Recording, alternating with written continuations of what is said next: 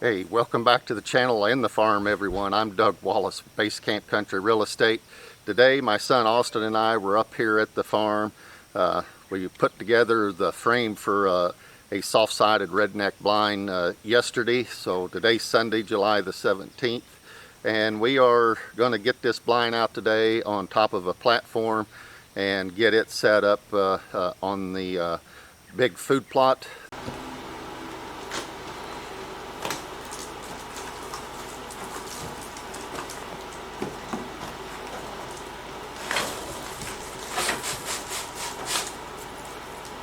I don't like is I don't get why there's like sand coming out of all this.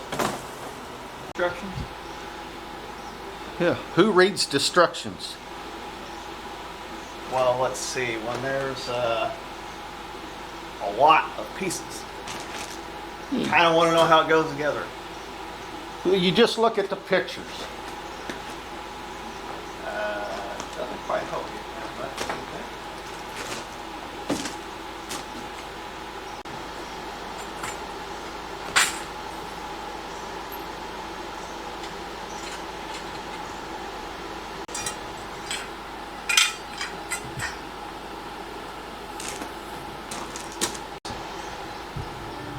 I believe a ring, more verticals, another ring, more verticals, and then the little top plate.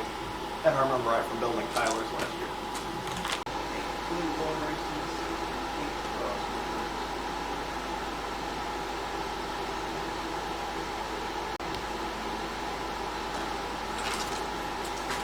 G goes on the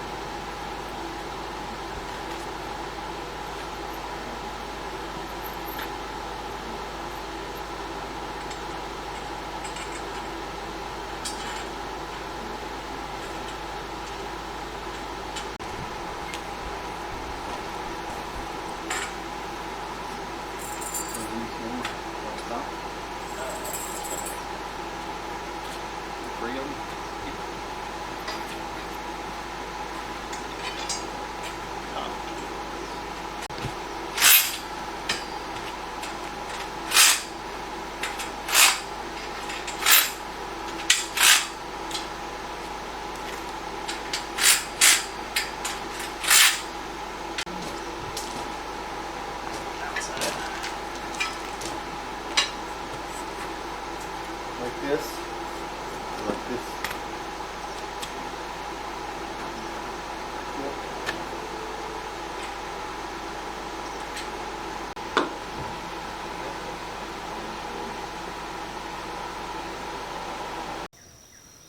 What's this?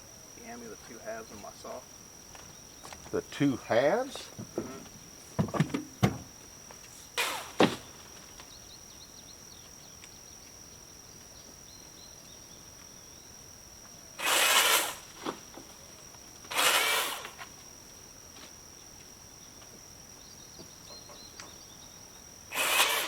Spin it, and then we'll get it up there.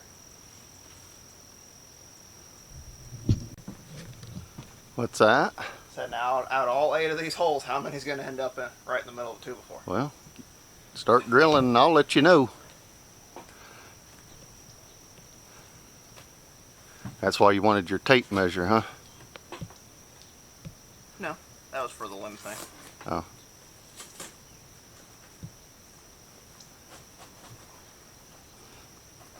I can tell you right now, you're not going to hit a stud right there. I see that. Huh? I see that. You can see your studs.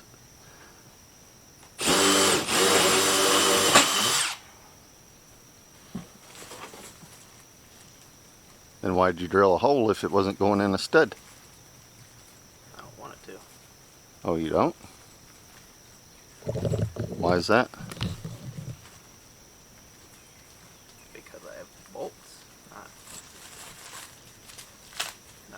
screws. Well, you big dummy. Why didn't you get lag screws? Because I'm doing exactly what I planned on doing.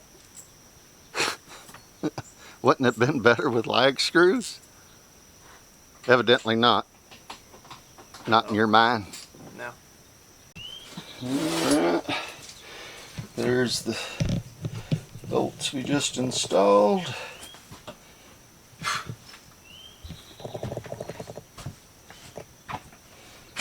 And this is going to be the view out of the blind. There you go. Alright, run her up to F16 here. Now you can see what we're going to be seeing as soon as we plant rape and turnips in this spot. And we got another hard-sided big redneck right down there about 130 yards away. Be 3 acres of food plot right here. Rape and turnips. I know I've said that before, but that's what's going here. What's that? I said something's going to die out of that blind this year. You think? Well, considering the deer I shot, I mean, assuming since he never wanted to use the trail and always cut around, I would have had a shot at him like right there. Well, it's really going to set up best for straight south, because right behind this location we have a little 1/4 acre clover plot, and about 15 yards to the south right there is where the deer trail comes out from that little plot into this big plot here. So going to primarily be a south, may get by with a southeast wind, I think, maybe, because southeast would be your wind this direction. And we planted some what's that stuff called, that plot screen? It's Northwoods Whitetails HD screen. Yeah, so we Supposed got to grow to like 14 feet tall. Yeah, so we got that planted around this direction here, hoping that keeps them from coming around the little finger of timber into this plot like they normally do, forcing them to use the trail off to the south. So if that works the way we think it does, then may be able to hunt this on a southeast wind too, but other than that, going to be a straight south.